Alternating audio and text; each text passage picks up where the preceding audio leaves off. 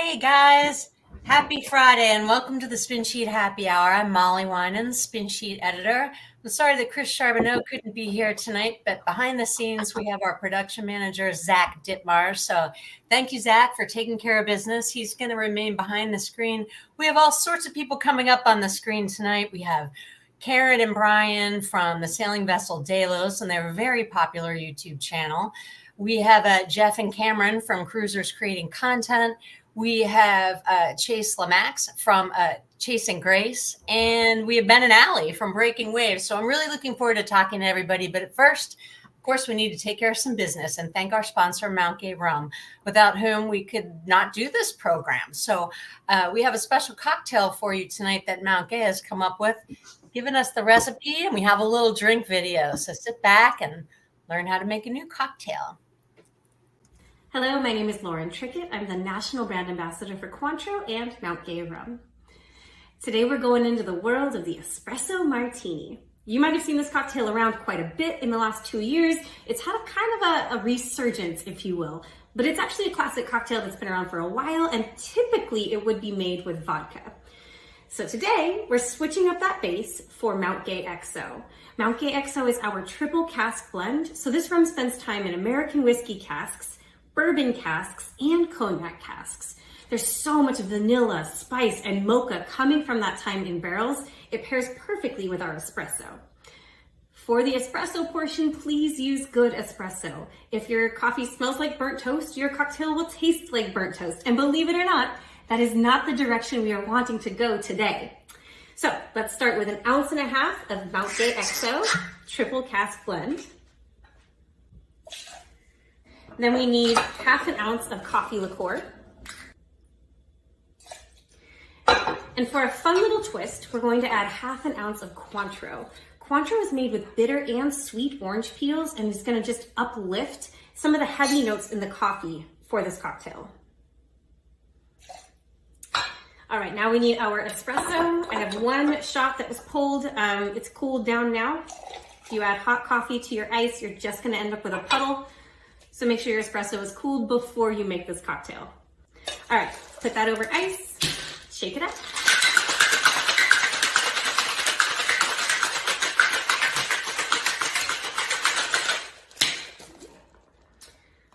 I'm gonna double strain it just to keep all those little ice chips out. It'll have a nice silky texture this way. Just an extra step.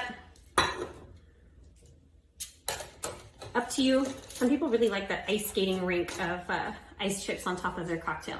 Okay, for garnish, I really like an orange peel with this. I think it brings out that orange essence from Cointreau. But traditionally, the garnish for this would be 3 coffee beans. So we're gonna go ahead and do 3 coffee beans. If you do the coffee beans, you must use 3 because they stand for health, wealth, and prosperity, and you don't really wanna leave any of those out. So, cheers. I hope you enjoy your XO espresso. That is tasty.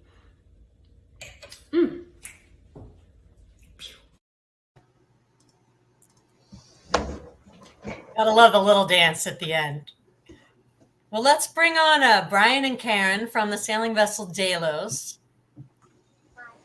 Hi, guys. Hi, Karin and Brian. Welcome back. Thank you. How funny is it that they did an espresso drink since it's morning where you are? It is morning where we are. You want to say hi, Sierra? Hi. Hi. Yeah. So I take it that means you're not actually drinking alcohol for happy hour this morning. No, and I am. Kazim, this is something incredible that I've just discovered. It is like a coconut banana smoothie because we're in the Marquesas right now in Hiva-Ua, and there's just so much fruit, like so many things falling off the trees, and it's everywhere. And then Kazim made this, and then we were just backstage chatting with Jeff. He's like, Brian, I know it's the morning. I can't believe you don't have alcohol in your drink. And then I literally just spooned a couple of ladles full of our moonshine in here from the bilge, and it is the most spectacular thing. Oh, it's really good. And I'm drinking kombucha. Mm. Because I like All right. Well, you guys at least have interesting cocktails. I'm drinking a glass of wine. So cheers. We go. Let's see. Do you go to right or left to cheers? Cheers, everybody. Cheers, everyone. Happy Friday. All right. Happy Friday. Well, welcome back. This was the third or fourth time you guys have been on our program. Yeah, but I haven't seen you since fall of 2022. And I remember it because it was at a party at Jeff and Cameron's house during the boat show. And we were doing some little video clips. And I remember, oh, hi, Stevie. And I remember that, Brian, you had just finished your circumnavigation. Yeah. So we sailed through the Panama Canal and then up to Mexico. Yeah. Which is first sailed back in 2009, 2010. Yeah. So it was like one of the longest and slowest circumnavigations ever, I think. But we had I don't know about ever. Yeah. It might have felt long and slow. It's up there. Well, I have some questions for you, but one thing that's happened, and just even in the period of time I know you, that your YouTube presence has expanded greatly. You're not a secret anymore. Not that you were ever a secret the time that I met you. You were already very well known. You were already sort of being like stalked by my friends when you were in Annapolis. Like, oh, Delos, oh, they were telling me where your boat was and everything. But how many YouTube followers do you guys have now? I think we're about 850,000 now, which still kind of boggles my mind. I never, it was only supposed to be for our parents and our family, really. Yeah. We didn't really start it because back when we started it, YouTube was like mostly just cat videos and I don't know what else. And so it's always like a surprise. And I think we're always pretty humbled by it. Yeah. Well, congratulations to both of you. You guys you've had some amazing adventures, and you've actually worked really hard too. So that's something that we're going to talk about a little bit tonight. But before we do, why don't you tell me, like, what have you been up since the sailboat show in 2022? Well, you can go. A lot. Well, we're in French Polynesia right now. So we've crossed the, South Pacific last year. I don't know, a lot of things have happened, but we have our daughter, Sierra, on board. Mm-hmm. She's been on board since she was 4 months old. And, just cruising with her has changed, the way that we do things quite a lot. Yeah. But we're still out here and we're still enjoying it. And now as a family, which is really, really special. Yeah. Yeah, and this is such an incredible area to cruise. It took us 18 days? 18, yeah. Somewhere between 18 and 19 days. Which is pretty fast. From Mexico to our landfall in the Marquesas. And we had some friends on board, our friend Connor and Hannah. And we just had a fantastic sail. We ended up making landfall in Fatu Hiva, which is like the most kind of windward island in the group in the Marquesas, and it's like one of those spectacular anchorages. I think it's featured on the front page of like Landfalls of Paradise, and it's just like beautiful. And you get there and it's very small and there's no airport, and you're just like, I've arrived in French Polynesia, and people are giving you like bananas and coconuts and pamplemousse, and you're like, yay. Sounds so great. It's kind of a dreary January day here, and a little paradise. We're all kind of itching for it, right? And because like Sierra and Karin have European passports, like Swedish passports, it's basically like them. They don't even stamp their passports when they check in. Yeah. And so they can stay as long as they like. And then because, I'm like the baby daddy / husband, then I get to tag along on that, and I can apply for a long stay visa after we arrive. And so we've been here like almost a year. It'll be a year in a couple months, and then we can renew it again for another year after that if we like. And it's a fantastic place. Yeah, it's great. That's great. Well, I just want to tell our audience, some of you, probably lots of you know the drill, and that is feel free to put your questions in the comments anytime, and we will get to it. I have a bunch of questions for Brian and Karin, but pop your questions in there and we'll get to it. The frequently asked questions on your website. By the way, for anyone who's never been to their website, it's fantastic. It has answers to so many questions, and even from how did this all start and where's the boat right now and past videos and all those kind of things. You guys have a great website.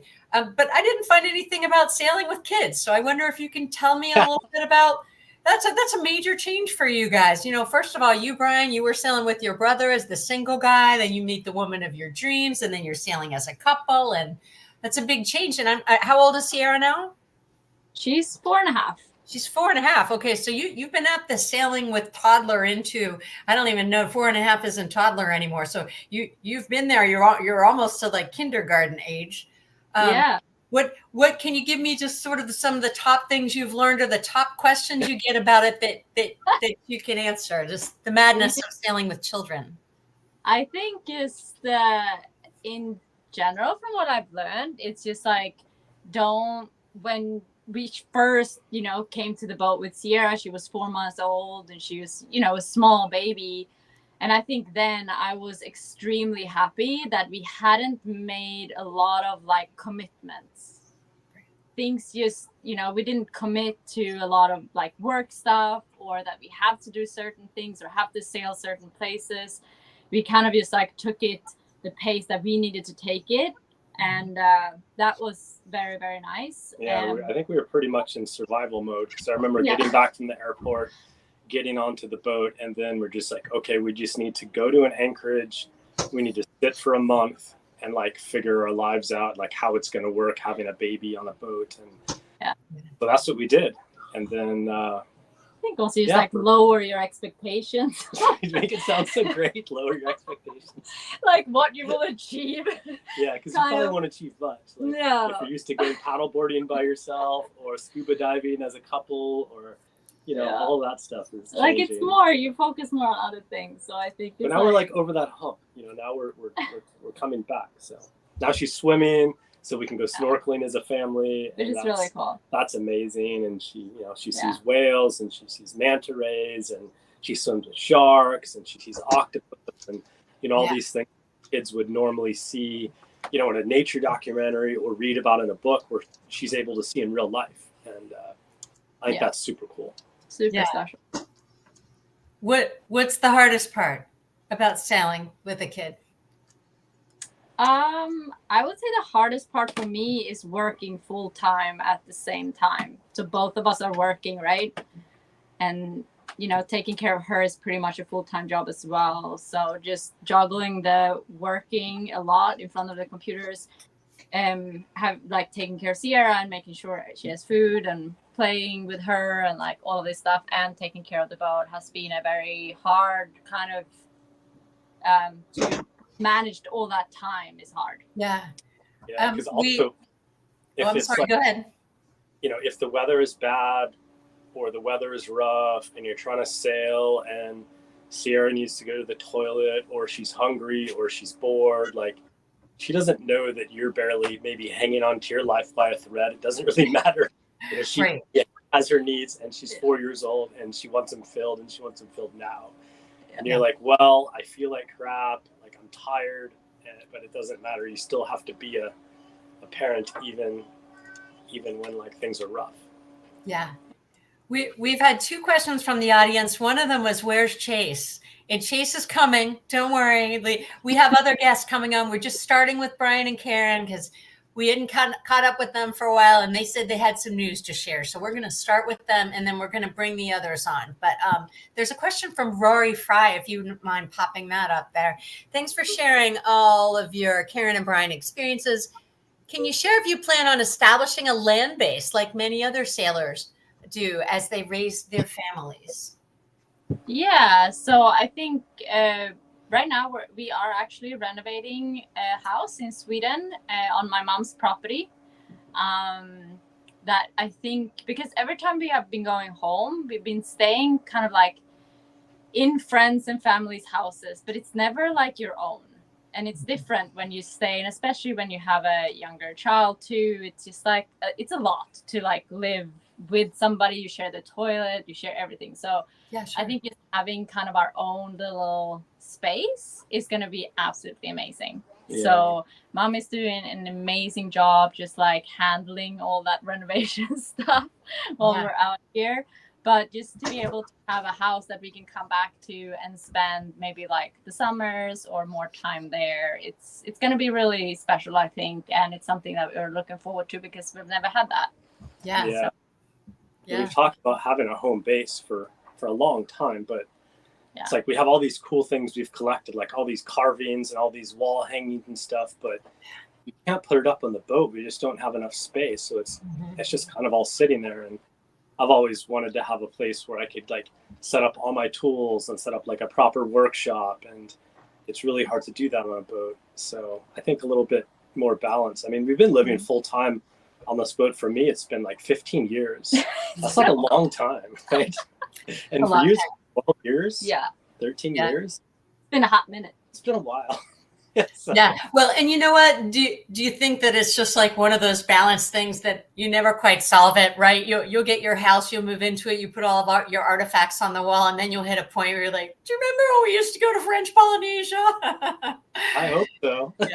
Yeah. But maybe have a balance where you're home for a little bit, a couple of months, you like have that comfort of land, family, friends, and then, you know, you can come back to the boat for a bit for most of the year. And we'll see. Stevie Reeves said he's got a spare room up at Bacon Sales and Marine Supplies. Anytime you're in Annapolis, you get you got at least one home base in Annapolis. Thanks, Stevie. You're the best. If we can't find a place for the boat show, we're gonna hit you up, buddy. So let's talk video. I've asked you guys before sort of how long it takes you to edit a video and things like that. So let's just there was a little thing on your website that caught my eye, something about your first video equipment. So can you tell us a little bit about that first camera that you bought to do some video and how you have evolved over the years? Yeah. Yeah. That's changed a lot. Changed a lot. The first one was like, I don't know what we call kind of like the dad cam. It's something that somebody would buy, you know, it's just a little palm quarter that you would take to film your kids at the soccer game or something. It costs like $200, and I just sort of bought it on a whim in Australia on my credit card because we didn't have enough cash to. I remember I was so upset too. I was like, Brian, you bought a camera for $200 with like all the money we have. Like, what are you thinking? Yeah. But yeah, it ended up being pretty cool. But then, you know, one of the major goals we had when we started Patreon was to, like, if people would support us, then we would improve our camera quality. So we said, okay, we'll buy like a proper camera, and then eventually we'll be able to afford a drone, and then we can get an underwater camera. And now we've got we've been collecting cameras for ages now. Yeah. And so we have a good setup. You must have like a full room on the boat just for camera equipment, right? Not really. Not a room, but it's an entire shelf. Yeah, I mean, we have like one big main camera, and then we have like some GoPros and she's a little topless there. Topless doll not allowed. Okay, there we go. So we've kind of managed to like improve that over the years, and then we had some people that were crew with us that were super talented editors and videographers, and they taught us a lot. So we learned from them and improved our skills, and then I'm really sort of happy. And so how much of your time is consumed by making and editing video right now? Like all of it. Like as much, it's like anything in life that you're passionate about. I think you'll put in nearly as much time as you have. Yeah. And so like we have people that help us, like we have Jordan that edits, and we have Kirill that edits, and our friend Lisa that sailed with us still helps us to edit. Because when you look at it realistically, I think for every minute of video that we put out, there is at least 1 to 2 hours of editing behind that. And so if you're trying to put out a 20-minute video every week, that in itself is like, let's just say on average 30 hours of editing time, and that's being like very efficient, I think. Yeah, it's good for people to hear because everyone thinks they're a videographer now, but there's a difference between a really well edited video and one that is not. I mean, some people don't like it to be too polished and too well edited. They like the raw kind of long format nature. So sometimes we'll jump back and forth a little bit, but in general, I like to make sure that the cuts are nice and clean and that we've got good B-roll and that we've got good drone shots. And, you know, just the editing time takes a lot. And then if you that's not including any of the filming or any of the like back stuff, like uploading and comments and answering people. And then you talk about the world thumbnails of YouTube, thumbnails and titles. And you're like, oh my God, this will never end. So I have an audience question that I don't want to answer just yet because I have a feeling you guys might answer it. But before we get to her question, I just wanted to ask you if you ever feel uneasy about sharing your personal life with the world, or what are the pitfalls of it? I mean, like I was only sort of joking when I said my friends were stalking you were in Annapolis, but they kind of were.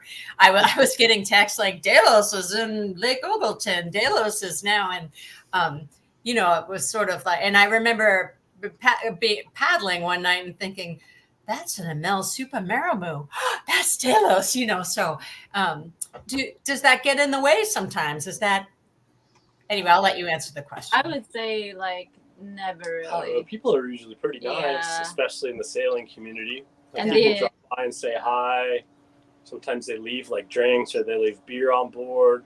Like we were in Mexico, we pulled into a port and somebody came up, knocked on the boat and left a bag of vegetables and stuff. I was like, oh, that's cool. Cute. Yeah. And everybody, like, I would say that's one of the most amazing thing that I feel with making the videos is actually the people that we have met all around the world because of the videos. You know, I mean, Jeff, like, we wouldn't have met Jeff and Cameron probably if we didn't make videos. So it's just like these like lifelong friends that has come from the videos. It's just so special, and it's like overweighs everything else, you know.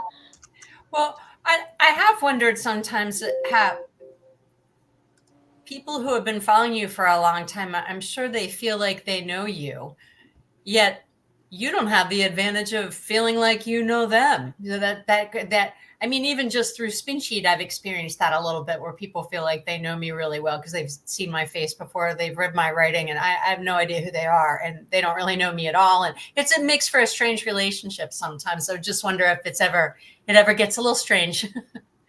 No, I never really felt like it was strange. I think that it's almost like there's that guy that was following us around in Boston. That's like one person of like a lot of people. It's very rare. And then I feel like it kind of like you jump over that like first part to like getting to know each other a little bit. So I feel like it kind of like speeds up the relationship too. Yeah. And you kind of like jump in the deep end, and I don't know, I kind of like it. Well, then you're in the right profession. So I'm gonna let's see there. I want to answer Betty's question, but let's start with Jeremy Kress's question. He's always been curious about the merchandise supply chain. Do you have a team who manages your online storefront? Yeah, so we use a drop shipping force. Excuse me, I had a really big sip of my moonshine smoothie. It's still stuck on my throat. We use a company called Printful for a lot of things, and they do like print on demand, which really helps with the inventory problems. But when you do stuff like that, the cost is a lot higher. And so if you're trying to make like a little bit of money to cover your expenses, it becomes more difficult. Mm-hmm. And so we actually have one of my brother Brady sailed with us for like 10 years and was such an amazing part of this project. When he left the boat, he sort of like, to go back to land and run his own sailing school, he kind of took over management of the shop. And so he rented like a big warehouse. And then he has a friend that he went to school with that is our fulfillment person. And then he like manages all the inventory. And so it is a little bit, it takes about two people plus a third person helping there. And then, so it's a 2-3 person operation just for the products. Okay. Yeah. So, we couldn't do it all by ourselves for sure. That would be crazy. Yeah. I know you guys have some news to share, but I'm going to put Betty's question, ask Zach to put Betty's question up, because I wonder if it doesn't segue a little into your news. I'm one of the 12 people who haven't followed them. What kind of boat do you have? And if you could wave a magic wand, would you change it for a different one? Well, so Delos is an ML Super Marimu. She is a very cool design. She's a design that's meant to be a blue water sailboat. If you look at the number of boats that are out there doing circumnavigations, there's a good chance if you go into an anchorage, you're going to find an ML Super Marimu. They're generally 53 feet long. They all look exactly the same, and either people love them or they kind of hate them. They're one of those classic sailboats. Landline? What is that, a phone? I haven't heard one of those in like years. Yeah, I think that might be the spin sheet office line. Oh. It's a familiar sounding ring to me, but. So we've sailed this boat about 85,000 nautical miles at this point. Replaced the rig on it. That's impressive. 87,000 nautical one. Yeah, but you know, I've lived on her for a long time, and of course, you like to think about changing boats. If I could wave a magic wand and change a boat, no. I think that like I really enjoy the process of like design and creation, and I really truly believe that sailboats are a collection of compromises. And if it's going to be a bunch of compromises, I want it to be my compromises, not the one that a designer has come up with that thinks I as a sailor would like. And I think that a lot of times when people design boats, there's a huge disconnect between like the designer or the naval architect, the people who build them, and then the people who actually sail them. And so like I would want to have my little fingers in that process so that I can be like, no, like that shouldn't be like that. I know it looks good on paper, but you know, because of this and this reasons, like water will flow into the cockpit if you put that like that. And you know, there's like little nuances and things that I'm quite keen to. Yeah. Figure out. So, yeah. You guys have any big news to share? Well, we are like this year, some things will definitely change for us, and we haven't really come up with it publicly, but we have on our Patreon site. We have kind of started to put things out there for our community, and they're kind of helping us with some decisions about the potential. We can say that we are. Yeah. I mean, we are building a new boat, and we are designing it in close coordination with a designer, and we're going to be building it ourselves, and we're going to be doing it alongside with a person that we met in Australia. She's going to be a 53-foot aluminum expeditionary catamaran. The design is very cool, and we've kind of like had our hands in it we started thinking about this about a long time ago, 4 or 5 years ago. Well, 6 years ago, really found this design right after Sierra was born, and since then have been tweaking it and refining it, and now we should be we're going to start working on it very soon. Okay, so we're gonna be expecting like big news, big announcements on news on your page in the very near future. You give us a little preview, huh? But yeah, exactly. So we've made the announcement on Patreon, and then I think since the videos are a few weeks behind in the production schedule, well, I think about a month from now, or something like that. A month or 5 weeks from now, the videos will catch up to what we were doing just a couple weeks ago, and then everything will be like, you know, kind of out there. And it's super exciting. We've been very patient. Well, you guys look happy and well and excited, and I'm excited. That's just tropical heat. So we have a bunch of questions, and we also have a bunch of other guests to put on. So what I'm going to suggest is let's give Karin and Brian a break, and then put them back in the green room.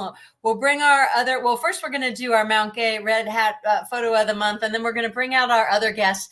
Then we're going to bring everybody on, and we're going to answer some more questions. So Brian and Karin, thanks for now. Go take a little rest.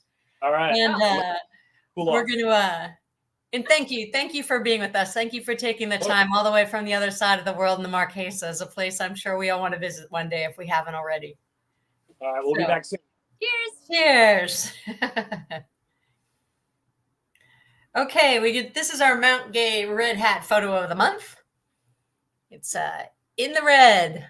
Love this boat. This is taken at the Screw Pile Regatta by Will Keyworth. And I just approved that they're all wearing their red hats. It's the right hat for the right boat.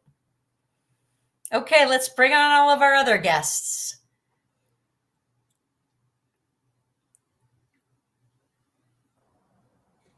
Hello.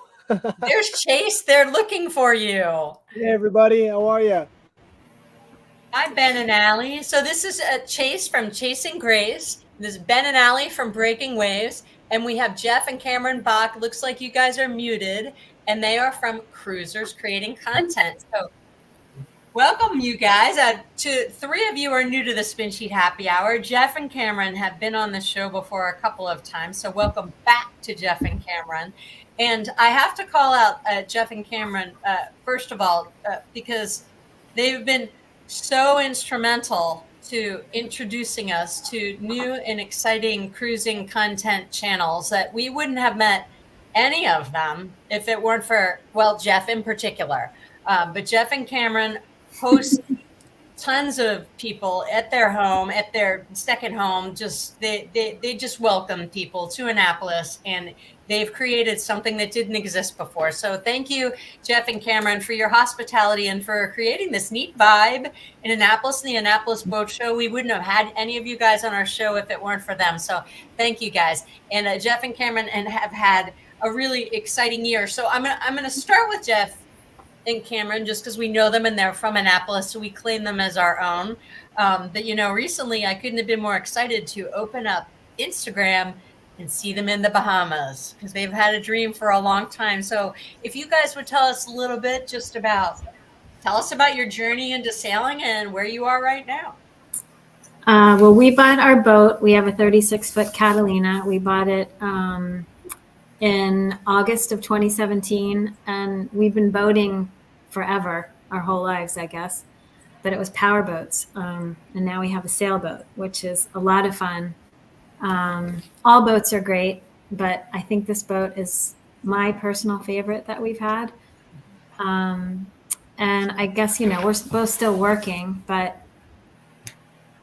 at some point when we're not working anymore, I think we'd like to spend a lot more time on the boat. But this year, we put in a lot of time and effort into getting it ready to just take off. And right after boat show, we took off. And Jeff mostly, he can work from the boat. I can't make pottery on the boat.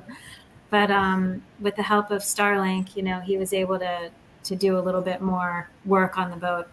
So he had some really good friends and went south on the ICW. And New Year's Day, we sailed across and ended up in the Berry Islands. We were going to go to Bimini and just decided, let's just go further. So we went further, and now the boat is in Nassau. We found a really nice marina that we could leave at a safe place, secure place, protected. So now we can go back and forth, and we're just going to go back and forth as much as we possibly can. Yeah. So we'll be back down there next week. Oh, that's great. Well, I was just so happy to see you guys in the Bahamas. Like, all right, they made it. It's pretty incredible. Yeah. Okay, Chase, you're next. Tell us about you and your journey into to sailing and the cruising life, and where you are right now. Oh, that's a lot. To make it quick, I'm a YouTube fan turned YouTuber, and it's really cool for me to be here today. Thank you so much for having me. To sit here with these cool people and these cool channels is actually a dream come true. It's really, really cool that the way that my life has changed. 6-7 years ago, I was watching YouTube and found all these channels like Sailing the Vagabond and Delos and Parlay Revival. And like many other people, I said, I don't want to work the rest of my life. I looked at my parents, and they're, well into their 60s or working away. And I said, it's not for me. I need to escape. And so it started me on a long journey of working and saving and investing. And then basically one day I caught a lucky break. I was praying to God. I said, God, give me something to get me out of here. When am I ready? and I ended up on a show called Below Deck Sailing Yacht. Some of you might have heard of. And that show changed my life because when I came home, I tried to go back into the work. I said, okay, I'm going to keep working, keep saving up for a sailboat. But I was just miserable, and I didn't feel, I was useless at work. I said, it's how can you go from being on a sailing yacht in Ibiza, making videos to selling beer and wine and doing construction work, and I couldn't do it. I couldn't make the transition back home. So I bought a 30-year-old sailboat, and for the last 7 months, we've been renovating it. And next week, we set sail from Charleston, South Carolina to the Abacos, Bahamas. We've got a crew together. We got videographers. We got social media influencers, and we're building. And my life is changing in a great way, and I'm just loving it. I'm very blessed. All right, we're gonna start checking out your channel, Chasing Grace. Congratulations, Chase. Thank you. Alie, I met you at the boat show this year, but I didn't meet Ben because he wasn't feeling well. So welcome to the Spin Sheet Happy Hour, you guys. And why don't you tell us a little bit about your journey and how you got where you are? Okay, well, yeah, we bought this boat about 5 years ago, right around just before COVID, and we spent a few years sailing around British Columbia, where we're from. This is a Canadian-built 1988 Scepter 41. This boat's been around the world once already, but it's worn and weathered, and we've spent a good chunk of that time cruising, but also kind of refitting as we go. Our project list, like most boats, is never ending. And last year we made the trip down from Canada to Mexico, where we currently are. We're in Bar de Navidad on the Pacific side of Mexico, and we are currently gearing up and getting ready to cross the Pacific for the season coming up in the spring. Yeah. Chasing down Delos. Yeah, we'll catch up to Delos. Yeah. There you go. Well, it sounds like they might stay put for a while. So, And have either of you ever sailed across the Pacific before? No, it'll be our first, both of our firsts. All right. Yeah, the biggest sailing we've ever done was coming down the North American coast.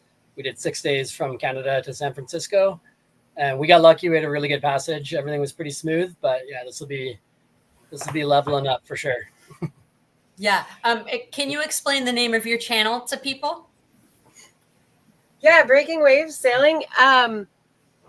It started, we both love surfing, and the idea was kind of born that we wanted to hunt down warm water surf waves. So we toyed with a couple options for names, but we really just settled on Breaking Waves Sailing because it was the hunt for breaking waves and the hunt to go find waves. The funny thing is that now when we're sailing, the last thing I want anywhere near the boat is a breaking wave, but Good point. I sometimes think we should have named our boat or named the channel like Calm Waters or something, but smooth seas and gentle winds, but here we are. And our channel is usually full of adventure and surfing. Well, at Spin Sheet, we have a lot of readers who are surfers, I think, including Jeff.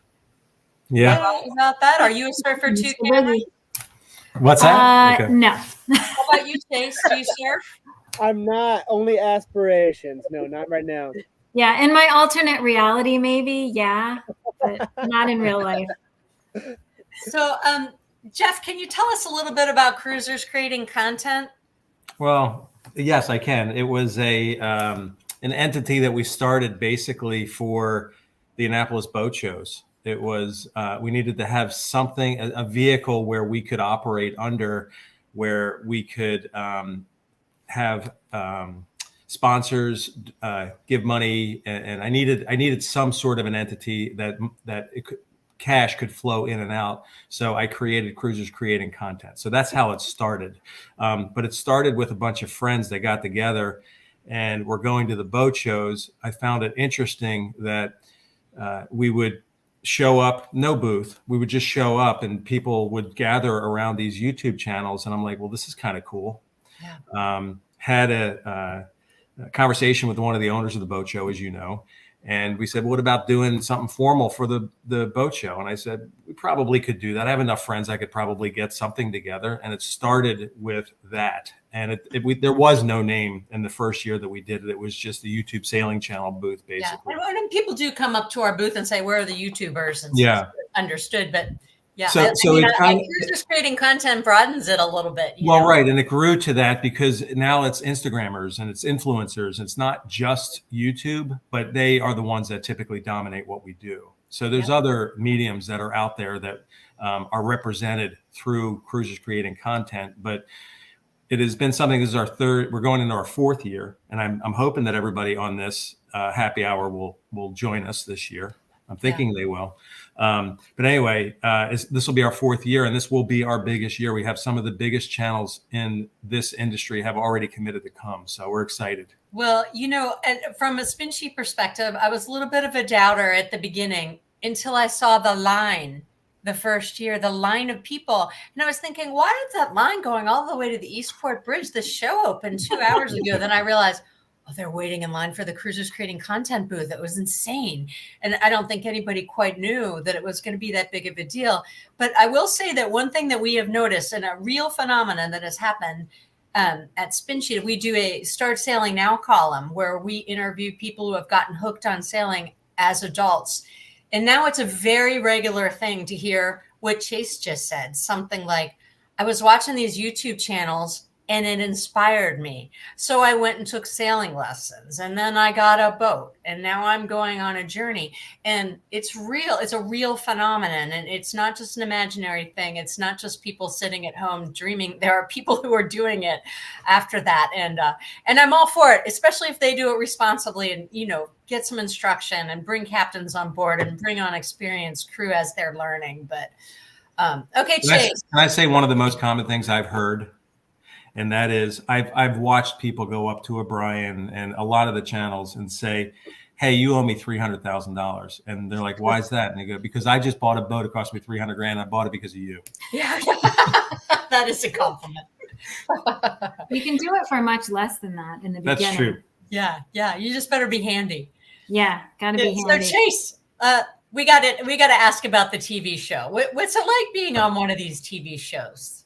Oh, it's something you can never prepare yourself for. I'm one of those people who can never shut up, and I like to talk, and I'm certainly not shy, as you could probably tell.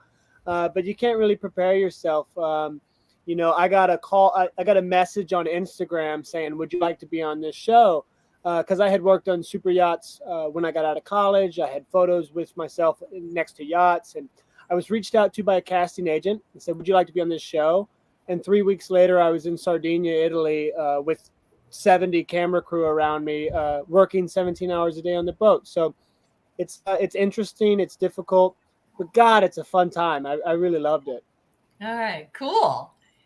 So, Ben and Alie, what are we doing to prepare to cross the Pacific? Big project. What aren't we doing? I know it's hard to give in a soundbite something that's actually your life's work right now. But Alie just I'll let her tell it. But Alie just finished a really big project. So. Oh yeah, I sewed a stack back, and lazy jacks for the boat, it took a long time, but that was one of the main things we wanted to get done while we're at a dock.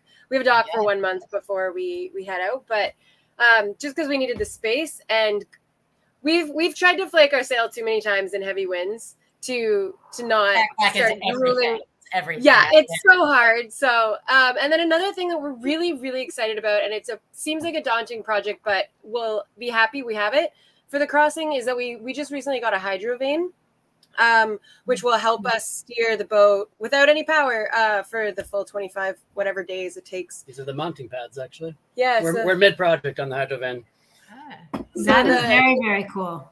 Yeah, our cockpit is in a bit of project mode while we take everything out of the lazarettes and drill holes in our hull, but it's going to be worth it when we can steer for 25 days without doing it ourselves. So we've also spent most of the last 5 years doing some critical systems. Everything that broke was something that I would consider critical. Yeah. And we haven't focused very much on comfort, but we're kind of at that point now where we made our V-berth bed more comfortable and bigger. I'm installing party lights in the cockpit right now. We're finally doing all the things that we thought we would do, the stock pack included. When we first bought the boat, I thought we would do that all in the first 6 months. And then one thing after another broke, and we had to just maintain the critical stuff. Yeah. So we're at a point now where we're actually investing in the comfort level of the boat, not just the sailing capacity of the boat. Yeah, so, our priorities have changed a bit. And I'm happy to say that Kiana's feels pretty ready. I don't think we would be considering this kind of a passage if she wasn't as ready as she is right now, which is still not perfect, but at least like I feel good about her, and I wouldn't be doing this like 2 years ago. So we have the luxury of being able to work on some projects that are more comfort related rather than necessity and survival, which brings us a lot of confidence with this upcoming passage. So yeah. And I just want to say to one of our audience members who asked about Starlink, I'm going to save that question a little later because I'd like to hear about it from everybody on the program. But first, I want to talk a little bit about how much of your time is spent making video. Let's start with Chase. How much of your time right now is being spent making and editing video? Lord of mercy. A lot, actually. You know, we're still a growing channel. We have an editor on board. His name's Karin. He probably spends 50 hours a week. As far as YouTube, I probably spend 10 hours a week right now. In the height of my Instagram journey, I probably spend 50, 60 hours a week. And we work all day, and then we're also out of money. So every night between midnight and 6 a.m., I drive Uber just to get ready to go to the Bahamas. So there is no time left over. But, you know, it doesn't really feel like a full-time job because we really enjoy it, right? And then when we see the little comments that say, hey, you know, this great video, keep going. It's a passion project for all of us. And so it's easy to do. Yeah, and you're young enough, you don't need that much sleep. But exactly. It catches up with you when you get a little older. How about you, Ben and Alie? How much time are you guys spending making, editing video?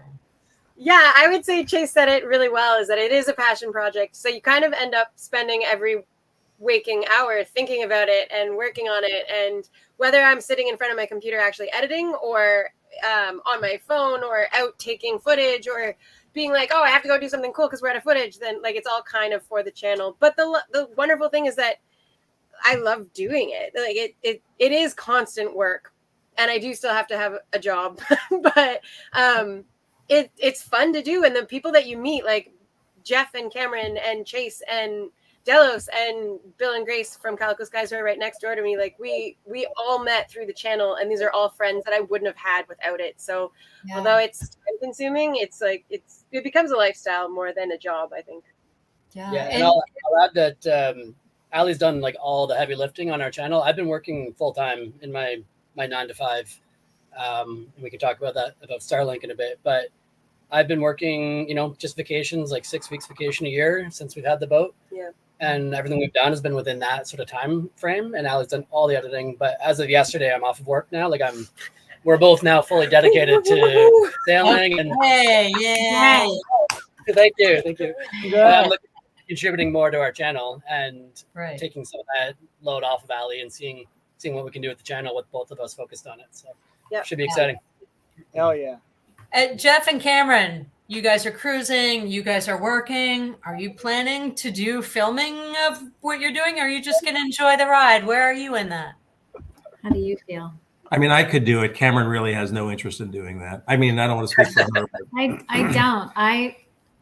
I don't think I could live my life out loud. I love the inspiration from all the other channels, but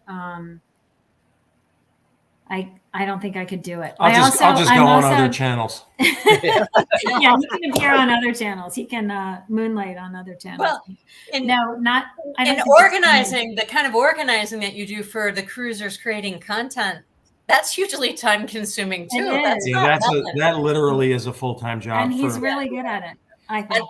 I was just asking the question because I kind of figured you weren't doing it, but I didn't know it for a fact. So I wanted to throw it out there. Can I just say something about the YouTube channels, though? And I'm guessing that the effort comes from the editing piece, because the filming side of it, I have been with many of them in various places around the world, and I barely notice them ever filming. I barely notice it. So all of that work that I don't see has to come from the editing side of it. Yeah. Yeah, editing's the most time consuming, I'd say, for sure. Yeah, I'm sure our production manager is back behind the scenes nodding. Yeah, he takes so much time editing video for our other 2 magazines, and it's incredibly time consuming. And I'm blown away. You know what? That's what makes them look good, when someone takes the time to really edit. Yeah. And the music part of it too. I mean, it takes so much thought and time to put music to an image. And I really admire all of you that do that. It's amazing. Yeah. It's a skill, and people get better at it in time.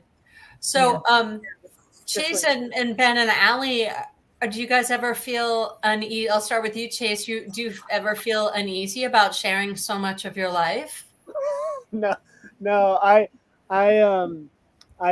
was thrown into the fire with Below Deck, and now I have no shame.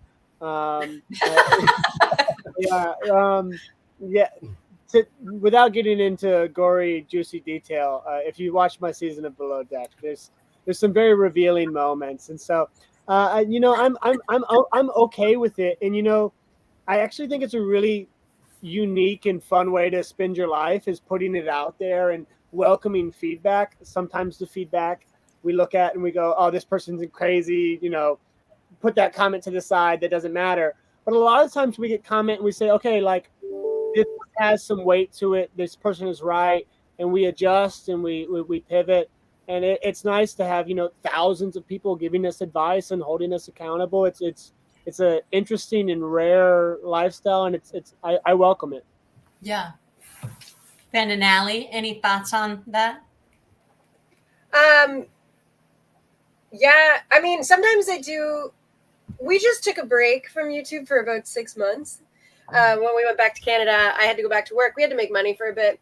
And yeah, I think sometimes I do personally. I think Ben is rather shameless, but I know sometimes I'm feeling a little burnt out, or I have a bad day, or something's bothering me. And sometimes the camera can feel a little tricky in the face, but also I feel like a strong relationship and community with the people that watch us. And even on days I've cried on camera, and on those days, the amount of comments and outreach that I've gotten from people are always overwhelmingly kind, and have just reinforced how the relationship that I have with people, and made me feel like, hey, I'm not sure there's trolls and people that are gonna say mean things, but for the most part, people are really, really wonderful. And even if I do feel uncomfortable putting things on camera and then do it anyway, it usually is received really well. So, yeah.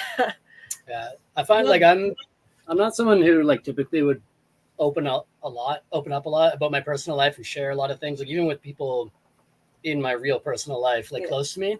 Yeah. So I think a lot of people find it weird that I'm okay with it, having my life online. And I've thought about it before, this question before, and I think there's something about the lag in the day you film it and the day that you produce and post the video. There's often days, if not weeks, or even months sometimes in between. And just having that, I think if we filmed and posted in the same day, and the emotions and experience I had that day was online for the world to see, I think I would hate it. But that lag sort of changes the way I feel about it. And it's I just feel like I can be myself, and then 3 months later I see what it looks like. It's oh yeah, I remember that happened. Yeah. It's a buffer. Yeah. Well, we're about at what we call the last call time. So let's bring Brian and Karin back on, if they're camera ready. And there they are. And let's I have a couple questions for you guys, but since we were already talking about sharing your personal lives with the world, I would like to know about something that hit the editing room floor. Just something you were like, yep, not sharing this one, and it got cut. Chase, come on, there's got to be something. Me? Oh God. Okay. Actually, recently I had this is actually easy to answer. We just went through a big yard period. We purchased a boat in Miami, and it was too shitty to sail up to Charleston, where we wanted to finish the renovation. And so we hauled out, and we were convinced to do a full rebuild on our engine.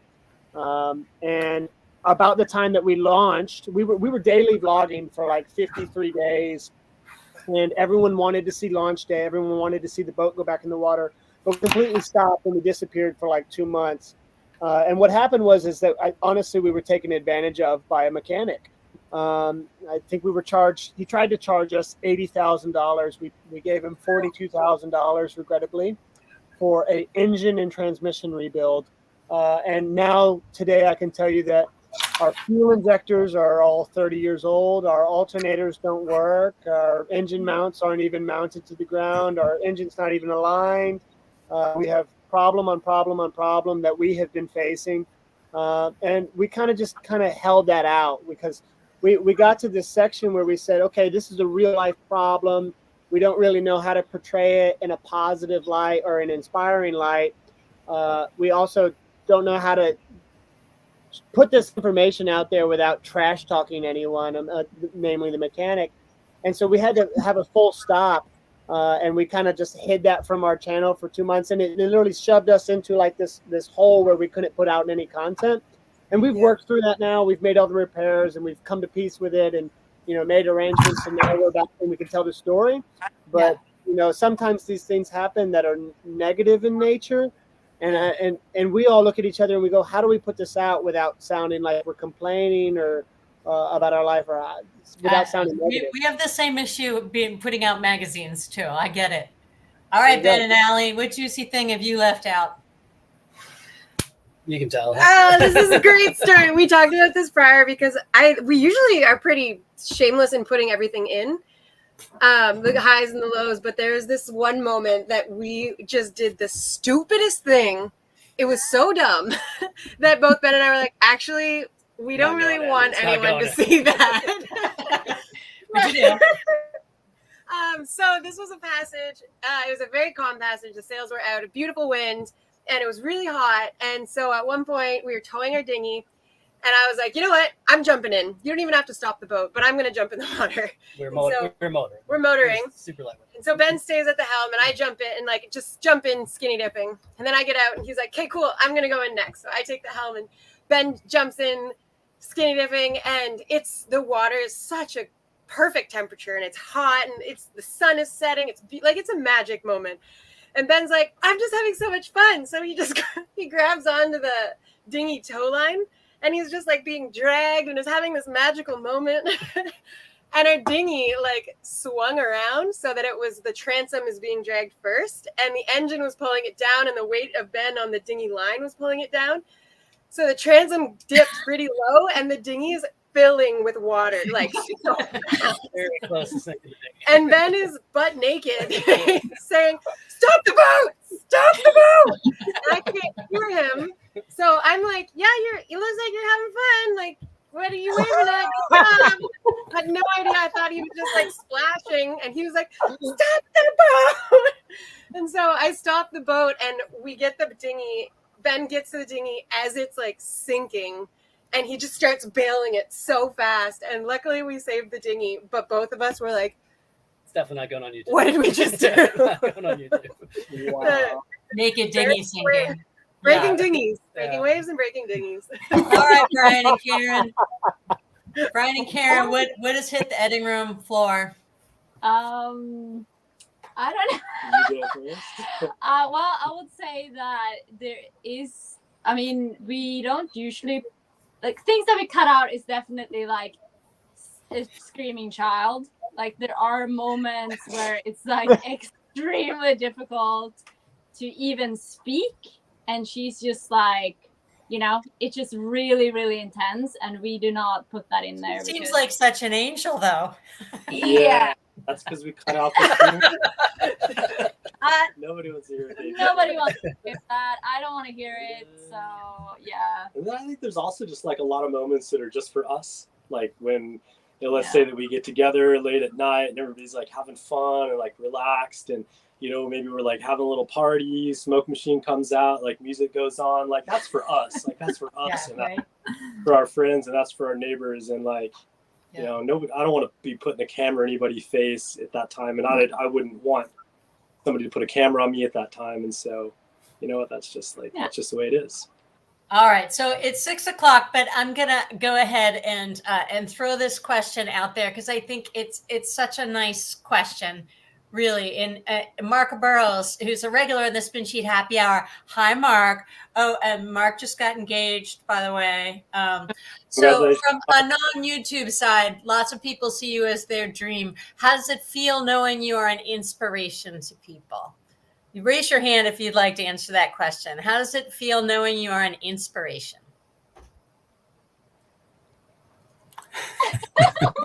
Just raise your hand. Because you do so good with these ones. I don't know. But so the question is, how does it feel for me? Yeah. Or yeah. Yeah, to know you are an inspiration. It's just very humbling, I think. And I remembered it one of the first kind of like meetups that we did, where we had a little presentation and then people kind of came up. And what I think is really special is that we share our lives. So when we meet people, it's really cool for them to share some of their lives with us. Yeah. And I just remember feeling kind of really overwhelmed and almost like I didn't know like how to react in in such a positive, genuine way. Like I felt so many emotion and I was just like, how do I show this to this person that I only meet for 2 minutes? Yeah. And I just like started crying. I remember I was like, this is so amazing. Like everybody is so cool. And it's just, I don't know. It's just very, very special. And I really enjoy it. I love it. That's good. Anybody else have anything to add? Go ahead, Ben and Alie. I see you. I mean, it doesn't. We're not anywhere near the level of Delos, but we have certainly had people come up to us and buy us a coffee or something like that and introduce themselves in real life, and that is always like a real and say that we've inspired them in some way or another, and that is just mind blowing. Like every time that happens, I feel really, really good, and I'll never get sick of that feeling. So yeah, if you ever do recognize us and you want to come up and say hi, like I will never be upset by that because it's just such a cool feeling to know that we've inspired somebody somehow. Yeah, it's really fun. It's kind of an honor. Yeah. I feel like I'm like, Aw, nice. Yeah, it's like shocking. Like, why? Yeah. but if I think about the people that inspired me, and I'm like, am I really being? Right here. Yeah, I mean this group of people right here. But like, if I think about what they did for me, the idea of me doing that for someone else is just like, it leaves me speechless. I'm like, wow, that's amazing. That's really cool. Yeah. Chase, do you have anything to add? Sure. I mean, I'm very new in the journey, but so I must be very humble here. But I actually just got my first comment on YouTube yesterday that said, hey, we have been dreaming about buying a sailboat and you've inspired us. You've relit that fire. And I showed everyone on the crew and I ran around the boat screaming and we all picked up to it. I said, okay, we're on to something here. It's the reason we do YouTube. Like we could do a remote job and make more money. We could have more consistency and stability in our life if we did literally anything other than YouTube or Instagram. But what we're trying to do is to try to change people's mindsets to not do this 9 to 5 until they're 70 years old. So I feel blessed that I'm here with people who inspired me and then I can try to inspire others. It's really, it's fun. Cool. And I just want to say that Jeff and Cameron, you guys are inspiring to me, even though you're not filming it for the world, because you have been spreading the love. You have been spreading the dream in an awesome way in our town. And, we profiled you in Spin Sheet, as kind of newer sailors, and here you are living the dream. So that's just fantastic. Well, we love all of them, some more than others, but we love all of them. We're their favorite group of people. I think it takes a certain mindset. I'm going to ask you guys if you have, because we've run a little over tonight, there are a couple of questions we haven't addressed. If you have a minute to pop on the Spin Sheet Facebook page and answer these questions, if you have a minute to just answer the question, if you want to put in your comments about what it's like working with Starlink or anything like that. In the meantime, for everyone watching out there, make sure to go like their YouTube pages and follow them. So we have Chasing Grace, we have Breaking Waves, we have Sailing the Sailing Vessel Delos, and Jeff and Cameron Bach. You can't like their page, but you can certainly go meet them at the Cruisers Creating Content booth at the Annapolis Sailboat Show. And you can come to my pottery store. And in the pottery store. Exactly.